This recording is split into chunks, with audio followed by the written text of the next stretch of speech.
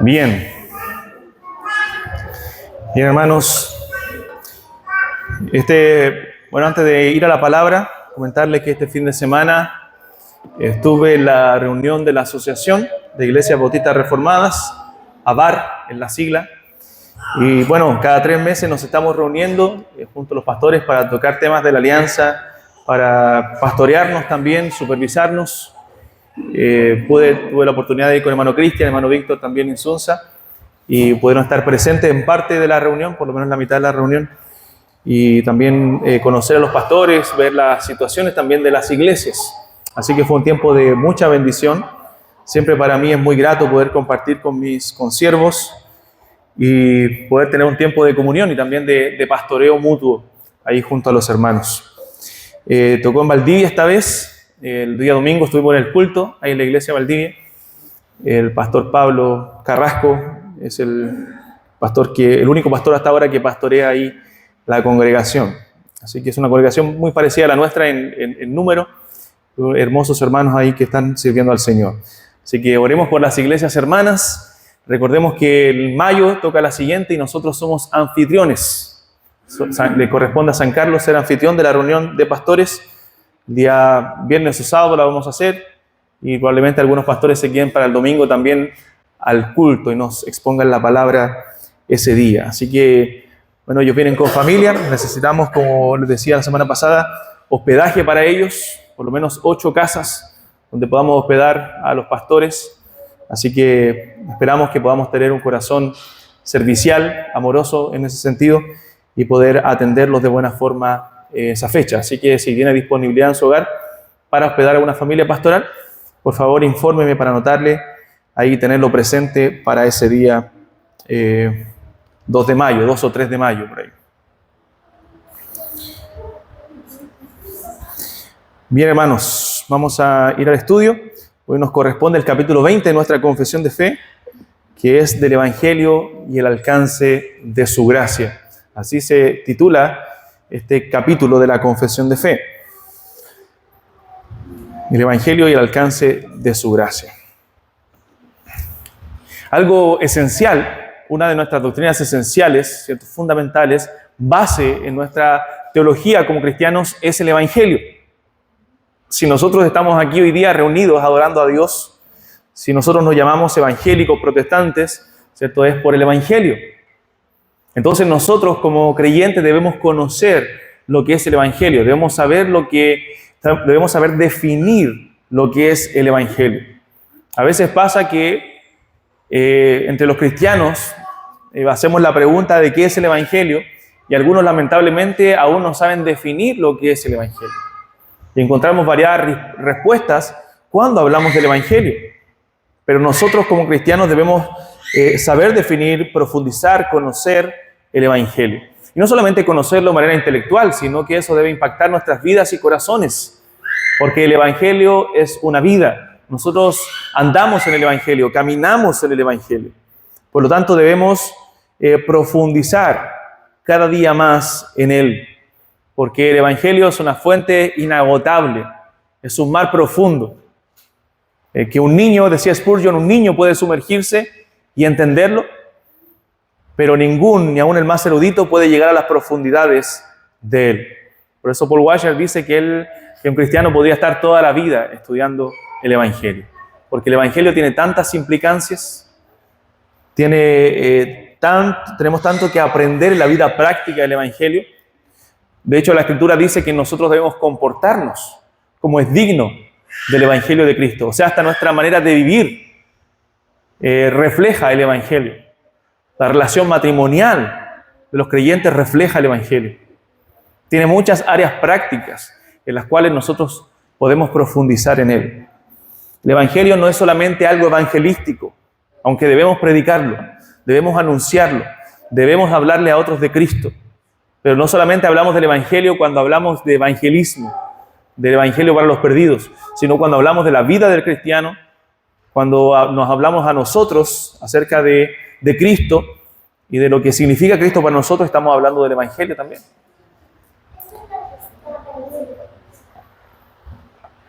Entonces vamos a orar y luego leer el párrafo 1. Bendito Señor, agradecemos este tiempo y pedimos, Señor, tu bendición, que tu Santo Espíritu esté con nosotros dirigiéndonos, Padre, y obrando en el aprendizaje, en la formación también de Cristo en nosotros. Por favor, sigue obrando, sigue trabajando y sigue completando, Dios mío, la obra que un día comenzaste. Te alabamos, te bendecimos en Cristo Jesús. Amén. Bien, dice el párrafo 1, hermanos, de la confesión: habiendo sido quebrantado el pacto de obras por el pecado. ¿Recuerdan? ¿Quién recuerda qué es el pacto de obras? Ya, el que Dios hizo con Adán y Eva. Déjenme explicar esto. La gran historia, la metanarrativa bíblica, la gran historia de la Escritura es el plan redentor de Dios, ¿cierto? ¿Estamos de acuerdo con eso? El plan redentor en Cristo. Ese es el tema central de toda la Biblia. Pero ese tema central de la Escritura tiene ciertos marcadores en la Biblia. Ciertos marcadores que son muy importantes. Ciertos hitos que son muy importantes que se llaman pactos. Donde Dios revela ese plan redentor a través de pactos en la Escritura. Hay grandes pactos.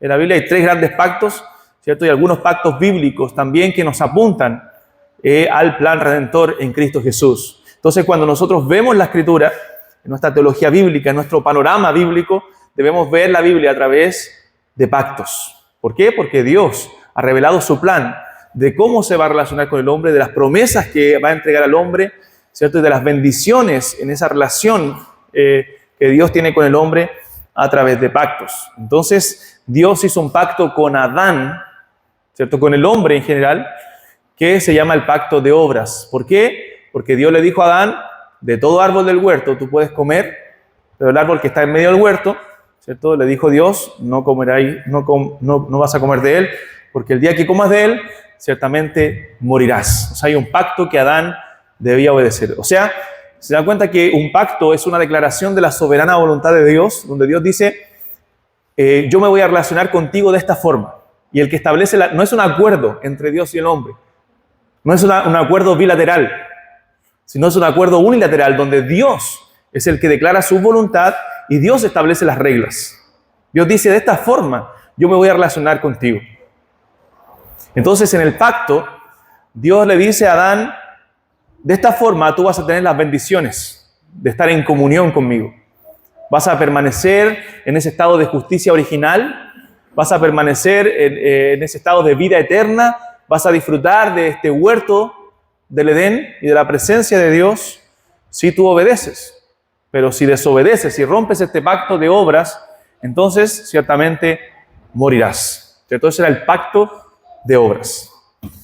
Entonces, habiendo sido quebrantado el pacto de obras por el pecado, Adán pecó y rompió ese pacto. En ese pacto, recuerden que Adán nos representaba a toda la humanidad, era un pacto federal, un pacto donde Adán era nuestro representante, nuestra cabeza. Entonces, si Adán pecaba, toda la descendencia caía junto con él. Entonces, habiendo sido quebrantado el pacto de obras por el pecado y habiéndose vuelto inútil para dar vida, agradó a Dios dar la promesa de Cristo, la simiente de la mujer, como el medio para llamar a los escogidos y engendrar en ellos la fe y el arrepentimiento. En esta promesa, el Evangelio en su sustancia fue revelado y por lo tanto es eficaz para llevar a los pecadores a la conversión y la salvación. Entonces nosotros vemos que después de roto el pacto y el hombre haber caído, el hombre ya no podía obedecer a Dios por sus medios porque en su estado caído ya no tenía ningún bien espiritual en él que le llevara a buscar a Dios. Entonces ya era innecesario, ¿cierto?, un pacto de obras porque el hombre no iba a obedecer. El hombre su corazón estaba de continuo, como dice la Escritura, solamente al mal. Entonces Dios, en el capítulo 3 de Génesis, revela una promesa. Planta una semilla en Génesis 3:15. Y es la promesa del Evangelio, es la promesa del pacto de gracia. Ya no el pacto de obras, sino un pacto de gracia. Un pacto donde Dios declara su voluntad y donde Dios dice: ahora me voy a relacionar con el hombre, con los que Él llame, con los que Él salve, a través de la obra de Cristo. Entonces siembra esa semilla Y en esa semilla, en esa promesa, el Evangelio, dice la confesión ahí, en su sustancia fue revelado. Por lo tanto, era eficaz esa promesa para llevar a los hombres a la salvación. O sea, ¿qué tenían que creer los creyentes del antiguo pacto? En esa promesa para poder ser salvos. En esa promesa estaba la sustancia del Evangelio para que ellos creyeran y pudieran conocer a Cristo. Obviamente con menos revelación, porque la revelación fue progresiva, se fue revelando Cristo y la promesa de Cristo cada vez más, pero en esa promesa la sustancia del Evangelio estaba revelada. Y lo vamos a ver después en el Nuevo Testamento, qué nos dice la Escritura acerca de eso. ¿Recuerda usted Génesis 3.15? Génesis 3.15, en la caída, Dios le dice a Satanás que pondré enemistad, le dice, entre ti y la mujer, entre tu simiente y la simiente tuya. Y la simiente de la mujer, te herirá en la cabeza y tú le herirás en el calcañar. Ahí tenemos la primera promesa del Evangelio, que una simiente de la mujer iba a herir a la serpiente, aquel que había engañado al hombre, ¿cierto? Aquel que había hecho caer al hombre en el pecado, lo iba a herir, lo iba a dar un golpe mortal en la cabeza. Esta te herirá en la cabeza. Entonces, esa simiente de la mujer, la cual iba a herir a la serpiente, le iba a dar el golpe mortal a la serpiente, es Cristo, quien es el centro de la historia de redención. Entonces, hermanos, cuando hablamos del Evangelio, nosotros estamos hablando del corazón mismo de la historia de redención. Todo lo que la Escritura señala, toda la metanarrativa bíblica, como decía, la gran historia del relato bíblico es la redención en Cristo Jesús, es el Evangelio. La Biblia no es un libro de ciencia, la Biblia no es un libro de historia, la Biblia no son historias desconectadas unas de otras. Todo el relato bíblico tiene un propósito, mostrarnos al Redentor, mostrarnos a Cristo. Jesús mismo dijo en los Evangelios, los apóstoles dijeron en el libro de Hechos, todo lo que estaba escrito acerca de Él, de Cristo, en la ley y en los profetas. Cristo le declaró a los hombres, a los forasteros que iban camino a Maús, todo lo que la ley y los profetas decían acerca de Él. Jesús mismo le dijo a los fariseos en Juan capítulo 5, de mí habló Moisés. Y si usted ha leído la ley, los primeros 5 libros de la ley, Génesis, Éxodo, Levítico, Números y Deuteronomio, usted va a ver que Moisés en ninguna parte habla de Cristo. Literalmente. Entonces uno se pregunta, ¿cómo Moisés? ¿Cómo Cristo dice, Moisés habló de mí? Bueno, en la metanarrativa bíblica, en el gran panorama redentor, nosotros vemos a Cristo anunciado a través de promesas, a través de tipos, a través de símbolos. Cristo es la simiente de la mujer de Génesis 3.15. Ahí está la semilla sembrada. Luego esa semilla va creciendo, va germinando. Y ya vemos en el capítulo 12, en el capítulo 15 de Génesis, cómo esa semilla ya crece un poco. Y Dios le llama a esa semilla, esa promesa, la simiente de Abraham, en la cual iban a ser benditas todas las familias de la tierra. Esa promesa es Cristo, está en el Evangelio, ahí revelado. Está la sustancia del Evangelio anunciado a través de esa promesa. Y lo vemos a través de símbolos y tipos. Por ejemplo, el arca de salvación representa a Cristo en Génesis, el arca de Noé. Cristo es nuestra arca de salvación. Él es el que nos salvó cuando nosotros merecíamos ser condenados. Vemos a Cristo en Génesis capítulo 22, cuando Abraham ofrece a Isaac, ¿cierto? O va a ofrecer a Isaac y Abraham levanta su cuchillo para ofrecer a Isaac como Dios se lo había establecido, pero Dios le dice, no lo hagas. Y había un carnero ahí trabado en el zarzal, ¿cierto? Que reemplaza, ocupa el lugar de Isaac en este caso. Bueno, Cristo es ese carnero que se fue sacrificado por nosotros.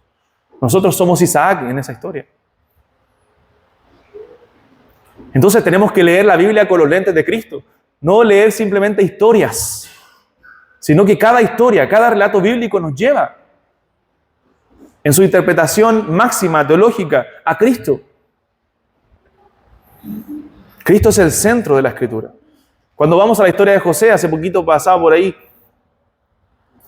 y nosotros vemos en Génesis 37, ¿cierto? Que comienza la historia de José hasta el 50, con un paréntesis en el 38, pero nosotros vemos que cuando José se da a conocer a sus hermanos, ustedes conocen, o doy por hecho que ustedes conocen la historia, José se revela a sus hermanos después que él estuvo ahí en Egipto. Él pide que trajeran a su hermano Benjamín, ¿cierto? Que era hijo de su madre también. Entonces, cuando José, para probarlos, pone la copa en el bolso de Benjamín, entonces le dice que él se tenía que quedar ahí en Egipto como esclavo. Pero ¿qué pasa ahí? ¿Qué sucede en la historia? ¿Recuerda quién intercede por Benjamín? Uno de sus hermanos intercede por él, y ese hermano era Judá. Judá va y dice, no, yo me quedo en el lugar de él, porque mi padre va a morir, mi padre va a descender sus canas con dolor al Seol. Él intercede por su hermano Benjamín. Bueno, esa historia nos simboliza y nos representa a Cristo. Cristo es el león de la tribu de Judá. Cristo es el descendiente de Judá que intercedió por nosotros.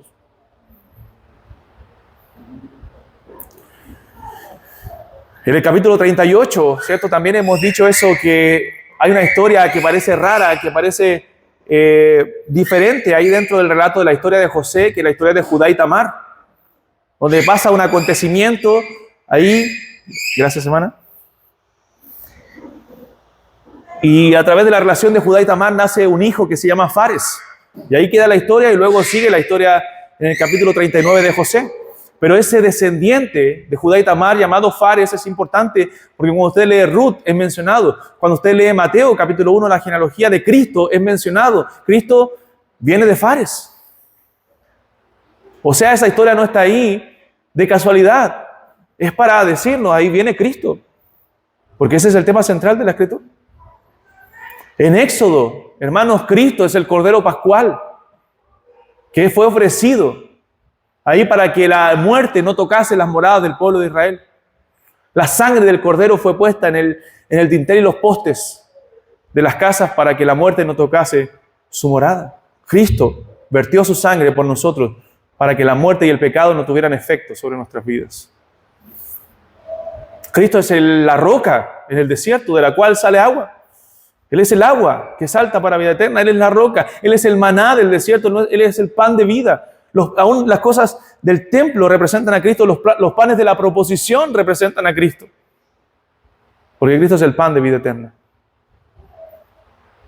Todo apunta a Cristo. Todo apunta al Evangelio. Entonces debemos aprender a leer la Escritura con los lentes de Cristo. De hecho, vemos que en el Nuevo Testamento los apóstoles predicaban el Evangelio, anunciaban el Evangelio de Jesús con el Antiguo Testamento o a través del Antiguo Testamento. Entonces, debemos buscar a Cristo en cada pasaje de la Escritura. En cada libro de la Biblia está Cristo. Y no tengas miedo a eso. Porque algunos dicen, no, estás espiritualizando la Escritura. No. El extremo literalismo de algunas corrientes evangélicas hace daño a la interpretación de la Escritura. Todos los antiguos hablaban de esto, de buscar a Cristo en todas las Escrituras. En todas las Escrituras. Entonces el Evangelio, hermanos, es tan importante para nosotros. Es tan importante para nuestra vida. Todo lo que nosotros hacemos nace del Evangelio. El alma eterna del hombre, el destino eterno de su alma depende del Evangelio. Depende de su aceptación o rechazo al Evangelio. Entonces es importante que nosotros conozcamos el Evangelio y el alcance de su gracia. Sabemos que la palabra evangelio proviene de una palabra griega que significa buenas nuevas o buenas noticias. Eso es lo que significa la palabra evangelio, literalmente. Entonces el evangelio es una buena noticia, el evangelio es un anuncio, es un mensaje, y un mensaje de carácter urgente. Entonces es un mensaje que nosotros debemos comunicar, un mensaje que debemos anunciar. Nosotros no podemos predicar el evangelio sin palabras, no podemos predicar el evangelio con nuestro testimonio. Nosotros debemos predicar el Evangelio con palabras, porque es un mensaje, es una buena noticia que debe comunicarse. Porque algunos dicen, no, yo predico con mi testimonio. No, no puedes predicar el Evangelio con tu testimonio, porque tu testimonio no habla. Es un mensaje que debe ser comunicado, anunciado.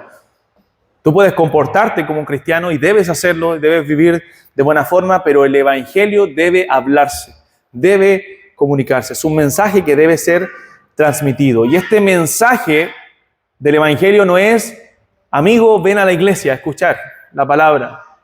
El mensaje del Evangelio no es, ven, lee la Biblia o ven a la iglesia porque Dios puede cambiar tu vida. Eso no es el Evangelio, eso es una invitación a la iglesia. ¿Ya? El Evangelio tiene que ver con la obra de Cristo. Cuando yo predico el Evangelio, hablo de Cristo y de su obra en la cruz por pecadores como nosotros. ¿Ya? Entonces es importante que nosotros entendamos bien los conceptos y entendamos qué es el Evangelio. Es una buena noticia y su contenido es la persona de Jesús. Es una buena noticia que viene a raíz de una mala noticia. ¿Cuál es la mala noticia? Que el hombre es pecador, que el hombre está perdido, que el hombre sin Cristo no tiene esperanza, que el hombre sin Cristo va camino al infierno, camino a la condenación. Pero hay una buena noticia, que Cristo vino a este mundo para morir por pecadores como nosotros, para que todo aquel que en él cree, dice la Escritura, no se pierda, mas tenga vida eterna. O sea, Cristo puede cubrir la culpa del pecado del hombre, perdonarlo, salvarlo, transformarlo, hacerlo su hijo y darle vida eterna. Entonces, la buena noticia del Evangelio es que Dios mismo se hizo hombre y se dio, se entregó a sí mismo para morir por nosotros. Entonces, Él vino a salvarnos gratuitamente. Vino a darnos vida eterna. Pregunta, piensen. Versículo, yo lo he hecho alguna vez, así que deben acordarse de algunos. Versículos que nos resuman el Evangelio, en uno o dos textos. Versículos que resuman el Evangelio.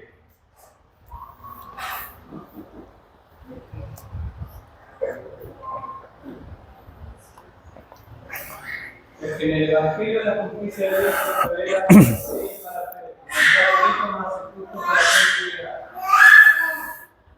Amén. Romanos 1:17, y le agregaría el 16, ¿cierto? El anterior, donde Pablo dice, no me avergüenzo del Evangelio. ¿Por qué?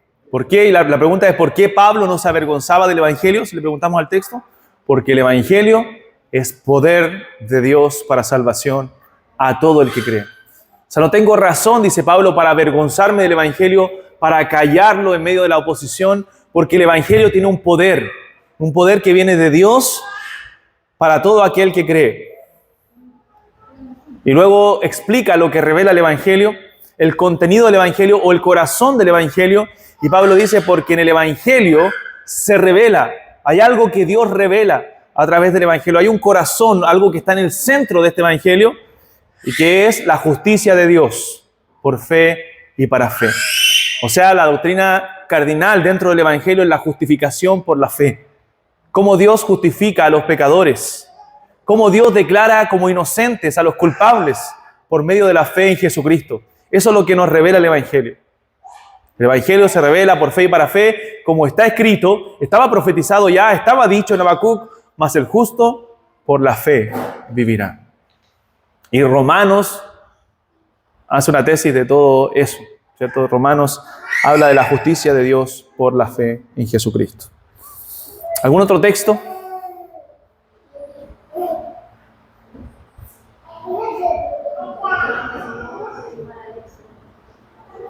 Filipenses 2. Filipenses capítulo 2, ¿sí? También nos habla del Evangelio, o nos habla de la obra de Cristo en el Evangelio, y que dice que Cristo no estimó el ser igual a Dios como cosa que aferrarse, sino que tomó forma de siervo, fue hecho semejante a los hombres, y estando en la condición de hombre se humilló a sí mismo, haciéndose obediente hasta la muerte y muerte de cruz. Bien, otro texto. Vamos, hay muchos. Romanos capítulo 5, versículo 1 y 2. Y dice así, justificados pues por la fe tenemos paz para con Dios, por medio de nuestro Señor Jesucristo, por quien también tenemos entrada por la fe a esta gracia en la cual estamos firmes y no gloriamos en la esperanza de la gloria de Dios. Amén. Nos habla de la justificación por la fe.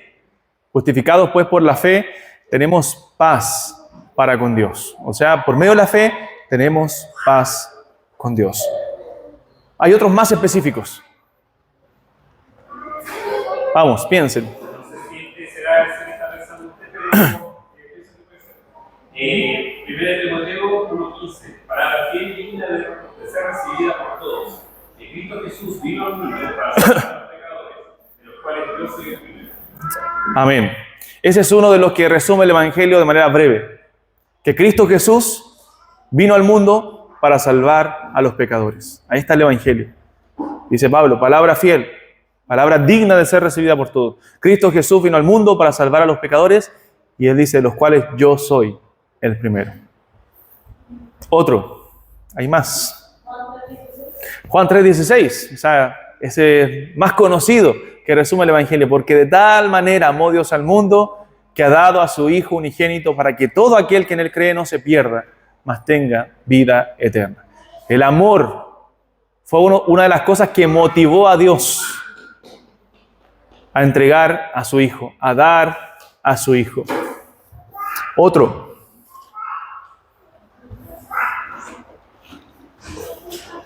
Uno más, que sea.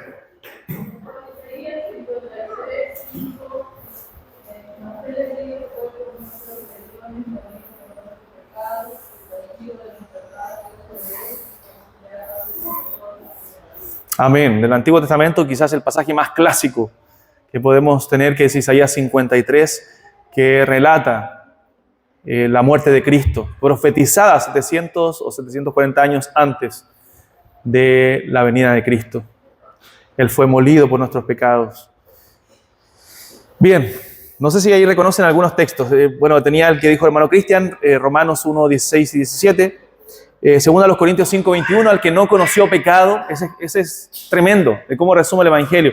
Al que no conoció pecado, por nosotros lo hizo pecado, para que nosotros fuésemos hechos justicia de Dios en él. Juan 3:16, Juan 3:16 lo citamos ya. Según a los Corintios 8, 9, porque ya conocéis la gracia de nuestro Señor Jesucristo, que por amor a vosotros, siendo rico, se hizo pobre, para que vosotros en su pobreza fueseis enriquecidos. Lo mencionó hermano Víctor, 1 Timoteo 1:15, palabra fiel y digna de ser recibida por todos. Isaías 1:18, en el Antiguo Testamento, venid luego, dice Jehová, y estemos a cuenta, si vuestros pecados fueren como la grana, como la nieve serán emblanquecidos, si fueren rojos como el carmesí, vendrán a ser como blanca lana. Isaías 53, lo citó la hermana. Hechos 4:12, en ningún otro hay salvación, porque no hay otro nombre bajo el cielo dado a los hombres en que podamos ser salvos. Romanos 5:8, mas Dios muestra su amor para con nosotros, en que siendo aún pecadores, Cristo murió por nosotros. Primero los Corintios 1:18, porque la palabra de la cruz es locura a los que se pierden, pero a los que se salvan, esto es a nosotros, es poder de Dios. Y primero los Corintios 15, 1 al 3, esa es clave también porque Pablo habla del Evangelio, le dice a los Corintios el Evangelio que os he predicado, el cual recibisteis y en el cual también perseveráis, que Cristo Jesús murió conforme a las Escrituras y que fue sepultado conforme a las Escrituras. O sea, Pablo dice el Evangelio tiene que ver con la muerte y resurrección de Cristo. O sea, ¿cuál es la buena noticia, hermanos, entonces, en resumen? Que Cristo vino a este mundo, se hizo hombre, murió en la cruz, cargando el pecado de muchos y resucitó al tercer día para darnos vida eterna. Esa es la buena noticia, que hay esperanza en Cristo. Y eso es el Evangelio. Y de ahí nace todo. De esa esperanza que tenemos en Cristo, nace todo para nosotros. Porque Cristo es todo para nosotros.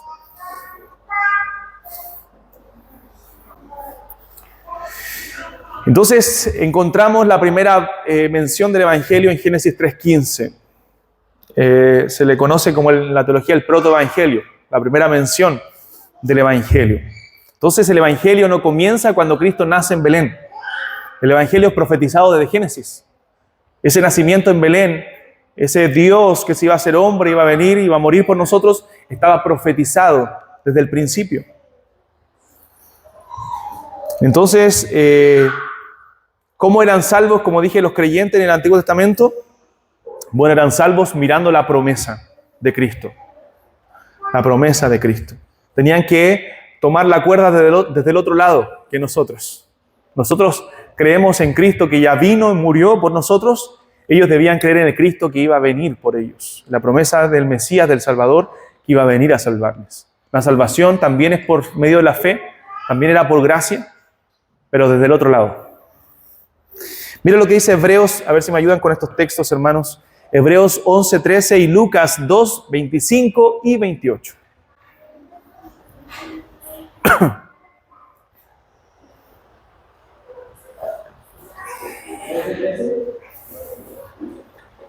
¿Sí? ¿Quién dijo? Hermano. Conforme a la fe murieron todos estos sin haber recibido lo prometido, sino mirándolo creyéndolo, saludándolo, confesando que eran extranjeros sobre la tierra. ¿Cómo murieron los creyentes del Antiguo Testamento? Bueno, mirándolo de lejos, pero creyéndolo, abrazándolo, por la fe. Entonces ellos creyeron en la promesa de Cristo por la fe. Lucas capítulo 2, versículo 25 y 38. Amén. Y aquí había en Jerusalén un hombre llamado Simeón, y este hombre, justo y piadoso, esperaba la consolación de Israel, y el Espíritu Santo estaba sobre él. Se da cuenta que él esperaba la consolación de Israel. O sea, los judíos entendían que había un Mesías que debía venir para salvar a su pueblo. Esta, presentándose en la misma hora, daba gracias a Dios y hablaba del niño a todos los que esperaban la redención en Jerusalén. Amén. Todos los que esperaban la redención. ¿Se da cuenta que todos estaban esperando al Mesías? Párrafo 2 de la confesión. Dice: esta promesa de Cristo y la salvación por medio de Él es revelada solamente por la palabra de Dios. Ni las obras de la creación ni la providencia con la luz de la naturaleza revelan a Cristo o la gracia que es por medio de Él, no en forma general nivelada. Igual como tampoco los hombres que no tengan una revelación de Él por la promesa del Evangelio pueden obtener una fe salvadora o arrepentimiento. O sea, esta promesa de Cristo, este Evangelio, no es revelado de manera general, no es revelado por la creación. No es que el hombre mire el sol, mire el cielo, mire las montañas y diga: wow, no, yo tengo que arrepentirme y creer en Cristo. No, si bien es una forma de revelación donde los cielos cuentan la gloria de Dios, dice la Biblia, el firmamento anuncia la obra de sus manos, esa revelación general es insuficiente para que el hombre pueda obtener la salvación. Ellos necesitan una revelación especial, ellos necesitan conocer el Evangelio, necesitan que el Evangelio sea predicado en sus vidas para poder arrepentirse y creer. Por eso dice la Escritura en Romanos capítulo 10, ¿y cómo creerán sin haber quien les predique? El eunuco dijo, cuando Felipe le preguntó: ¿entiendes lo que lees? Y le dijo: ¿y cómo entenderé si alguno no me enseñare? O sea, eso hace necesaria la exposición del Evangelio y la revelación especial de Dios, donde Dios se revela a través del Evangelio a algunos hombres para salvación. Entonces el hombre necesita la salvación que solamente el Evangelio revela. O sea, Adán había roto el pacto de obras, había desobedecido a Dios, y ahora Adán necesitaba, para ser salvo, creer en la promesa de la simiente de la mujer. Él necesitaba creer en el prometido, en esa simiente de la mujer, para poder ser salvo. Entonces, desde la caída, el hombre quedó necesitado de salvación. Porque en el pacto de obras, ¿qué Dios nos demandaba? Bueno, Dios nos demandaba perfección, obediencia completa. Entonces la ley de Dios, lo dijimos la semana pasada, se resume en 10 mandamientos. Se resume en amarás al Señor tu Dios con todo tu corazón y a tu prójimo como a ti mismo. Entonces, para nosotros poder ser salvos por nuestras obras y poder ganarnos el cielo, lo que debemos hacer es obedecer la ley de Dios, los mandamientos de Dios, desde nuestro nacimiento hasta nuestra muerte.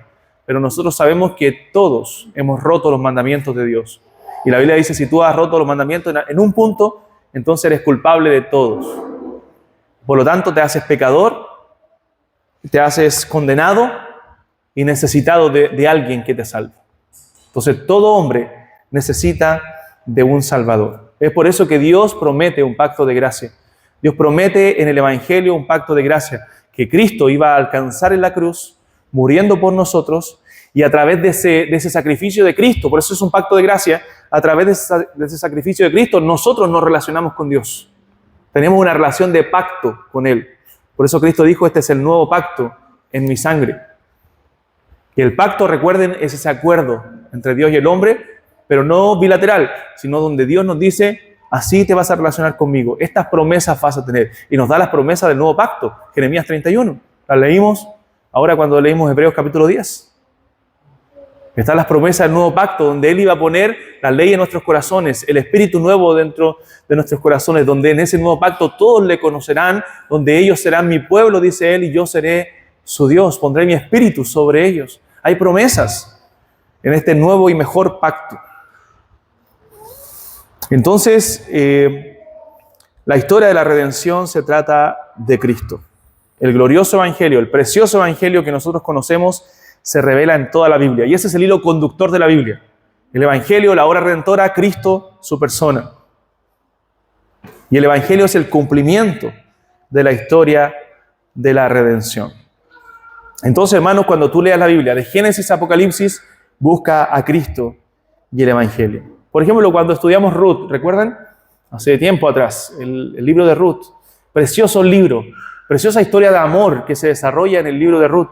Pero hermano, Ruth no es una simple historia de amor. Ruth nos muestra a Cristo. Ruth nos muestra a Cristo y en esa historia donde esta mujer moabita que sigue a su suegra Noemí, después de que por la providencia de Dios habían pasado situaciones muy difíciles, donde por el hambre, por la escasez que había en Israel, se habían ido a tierra de Moab, pero en tierra de Moab le fue muy mal y murió su esposo, murieron sus hijos y se quedó solamente con sus nueras. Y solamente una de ellas siguió a su suegra, esta mujer moabita llamada Ruth, y que llegó a Israel y abrazó la fe del Dios de Israel, del Dios de su suegra. Dejó el paganismo de Moab para abrazar la fe del Dios de Israel. Y en esa tierra de Israel Dios las visitó. En esa tierra de Israel Dios se acordó de ellas y les dio un pariente redentor llamado Booz, el cual redimió a estas mujeres según las leyes judías y se casó con Ruth y compró las tierras y salvó a estas mujeres de morir de hambre. Y se casaron y nacieron hijos de esa relación. Entonces es una linda historia de amor, pero ¿qué nos presenta? Bueno, a Cristo. Lo que Cristo hizo por nosotros, el evangelio. Nosotros somos como Ruth, que fuimos llamados de un pueblo pagano, de dioses falsos, para abrazar la fe del Dios verdadero. Y Booz representa a Cristo, quien es el pariente redentor, quien es el que nos compró por precio, para salvarnos, para perdonarnos, para restaurar nuestras vidas cuando nosotros estábamos perdidos y en necesidad. Cantar de los Cantares, cuando leemos esa hermosa poesía acerca del esposo y la esposa, bueno, hermanos, representa la relación de Cristo con su iglesia. Cristo y su iglesia. Entonces, hermano, toda la Biblia es Cristo. Génesis 12:3, por favor. Alguien lea Génesis 12:3 y otro hermano Gálatas 3:8.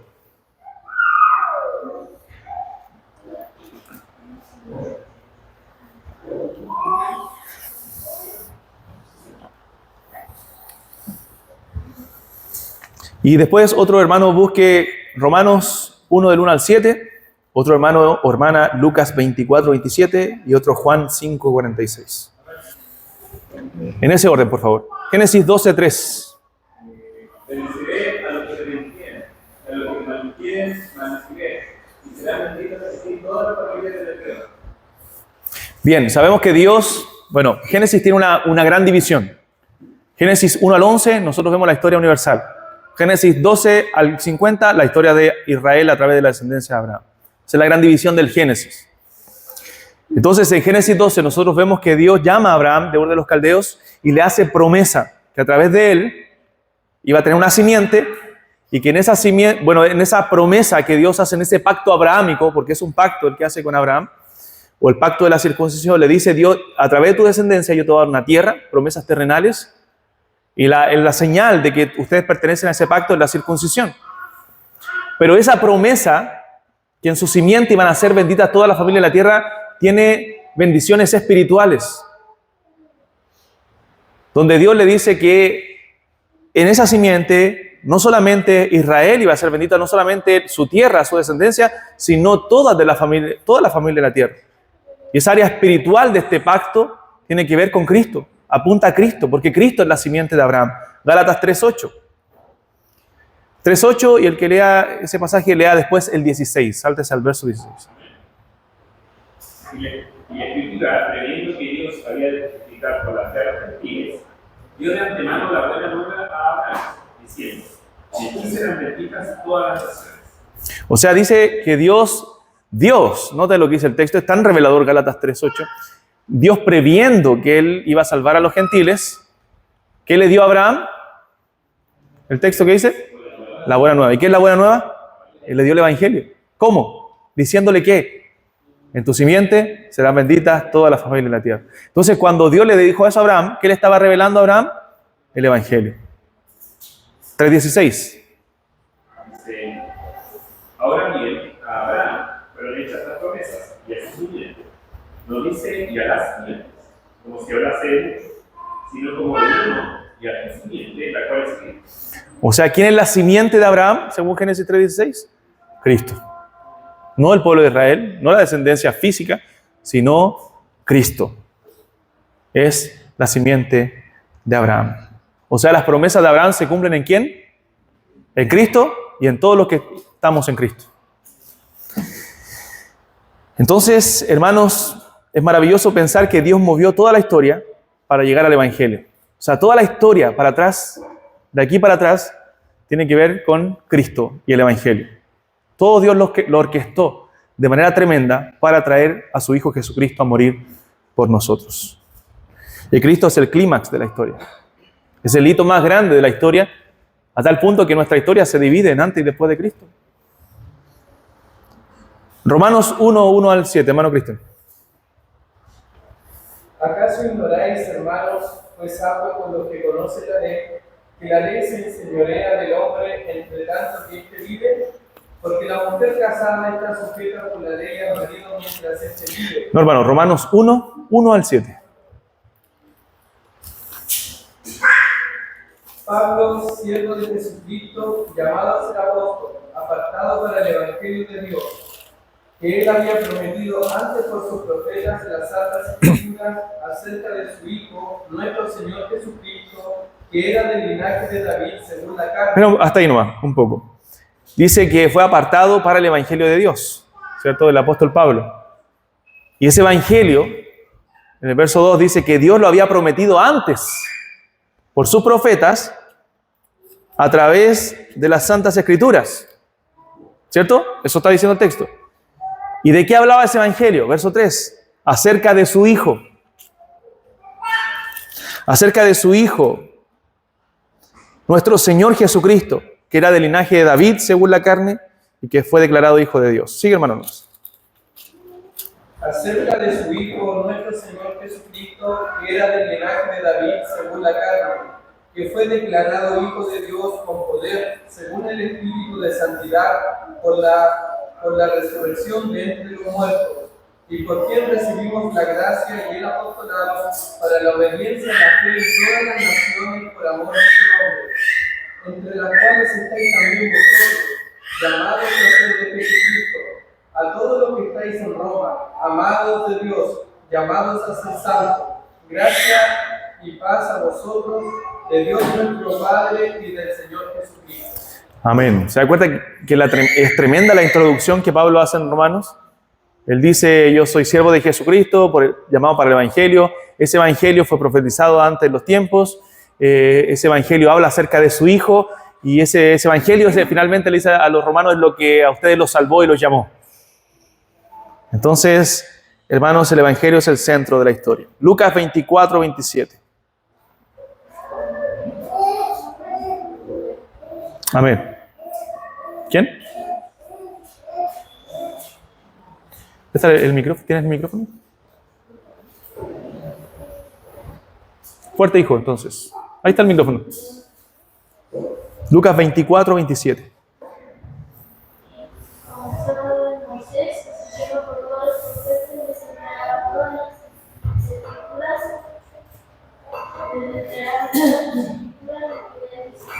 Bien, Jesús con los hombres camino a Emaús dice que pasando por Moisés y luego por todos los profetas les declaraba lo que de él decían. O sea, la ley y los profetas era la división del Antiguo Testamento. Entonces, lo que está diciendo Jesús, pasé por todo el Antiguo Testamento declarando lo que de él decían. Juan 5:46.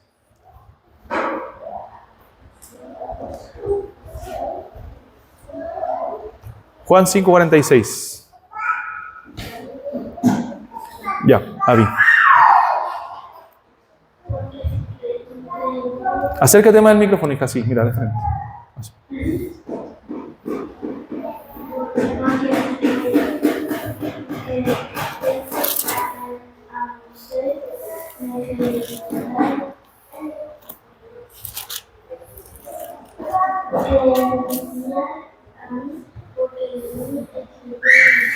Bien, palabras de Cristo también. Eso le dice a los judíos, si ustedes creyesen a Moisés, ustedes dicen ser hijo de Abraham, ser obedientes a la ley de Moisés, entonces si creyesen a Moisés, a mí me creerían, porque de mí habló Moisés. Eso está diciendo Cristo. O sea, lo que escribió Moisés es acerca de mí. El profeta que había de venir en Deuteronomio, capítulo 18, es Cristo. Entonces, hermanos, es tremendo esto del Evangelio y ver la Escritura con los lentes cristocéntricos. Párrafo 3, vamos a ir cerrando ya pronto. La revelación del Evangelio a los pecadores hecha en diversos tiempos y distintos lugares con el agregado de promesas y preceptos para la obediencia que éste requiere de las naciones y personas a quienes es concedida, es solo por la voluntad soberana y el beneplácito de Dios, no apropiándosela en virtud de promesa alguna, no obteniéndose por un buen uso de las capacidades naturales de los hombres, ni en virtud de la luz común recibida aparte de él, lo cual nadie hizo jamás ni puede hacer. Por lo tanto, en todas las épocas, la predicación del Evangelio ha sido concedida a personas y naciones en su extensión o restricción, con gran variedad, según el consejo de la voluntad de Dios. Entonces, esto nos habla del Evangelio y el alcance de su gracia, el Evangelio y la predicación de este. O sea, nosotros debemos tener claro que la forma que Dios ha establecido para que su pueblo venga a Él, venga a sus pies, es la predicación del Evangelio. Es por eso, hermanos, que nosotros en los cultos del día domingo, que es nuestro culto principal del día del Señor, no usamos métodos humanos para nosotros llamar a las personas a venir a la fe de Cristo, sino procuramos ser fiel al mensaje del Evangelio y a la predicación de ese, porque sabemos que el Evangelio es poderoso para salvar a las personas. Las tácticas humanas pueden producir cosas, y eso es claro, ¿cierto? Podríamos generar un ambiente donde hagamos a todos llorar. Y no está malo llorar, ¿cierto? Eso si nace de un corazón quebrantado por la palabra de Dios, por la obra de Dios. Pero podríamos usar métodos humanos para hacer una obra superficial en los corazones, en las vidas, y poner una película, simplemente. Nosotros vemos películas, a veces nos hacen llorar y nos quebrantan, pero después al ratito se me olvida porque es una película. Y hasta se me olvidó la película por la cual lloré. Porque simplemente me movió las emociones en ese momento. O podríamos hacer una obra de teatro, ¿cierto? Espectacular y llamar la atención. Y no estoy diciendo que está mal hacer obras de teatro. Pero en otra ocasión, que no sea el Día del Señor. Pero el culto del Día del Señor es para la predicación de la palabra, porque nosotros creemos fielmente que Dios llama a los suyos, llama a su pueblo solamente a través de la predicación de la palabra. ¿Y cómo creerán? Dice Romanos 10, sin haber quien les predique. Agradó a Dios, 1 Corintios 1, salvar a los creyentes por la locura de la predicación. No hay otra forma en que Dios llame a los pecadores sino a través de la predicación de la palabra. La predicación fiel, como decían los antiguos, la predicación fiel de la palabra, respetando el texto bíblico, es palabra de Dios. Es palabra de Dios. Entonces, el Evangelio es necesario porque todo ser humano está bajo la ira de Dios, todo ser humano es culpable y necesita esa salvación que solamente Cristo puede dar. Este Evangelio tiene demandas. ¿Cuáles son las demandas del Evangelio? ¿Qué demanda Dios? Arrepentimiento y fe. Esas son las demandas. Que el hombre se arrepienta y crea en Jesucristo. Nosotros cuando predicamos el Evangelio a alguien, tenemos que hacer la demanda del Evangelio también. No podemos decirle, mira, Cristo vino a este mundo para salvar a los pecadores, para salvar a pecadores como tú y como yo, y dejarlo ahí. No, debemos aprovechar esa oportunidad y decirle, Dios también te demanda a ti que te arrepientas, que creas en Cristo, que mires al Salvador, porque solamente a través de Cristo puedes recibir el perdón de tus pecados, solamente a través de Cristo puedes hallar vida eterna, tener comunión con Dios, ser un hijo de Dios. Esas son las demandas que debemos comunicar al momento de anunciar el mensaje del Evangelio. Bien, el último párrafo. Aunque el Evangelio es el único medio externo para revelar a Cristo y la gracia salvadora, y es como tal completamente suficiente para este fin, para que los hombres que están muertos en sus delitos puedan nacer de nuevo, ser vivificados o regenerados, es además necesaria en toda alma una obra eficaz e insuperable del Espíritu Santo, con el fin de producir en ellos una nueva vida espiritual. Sin esta, ningún otro medio puede efectuar su conversión a Dios. O sea, el único que puede hacer la obra para salvar a los pecadores es el Espíritu Santo.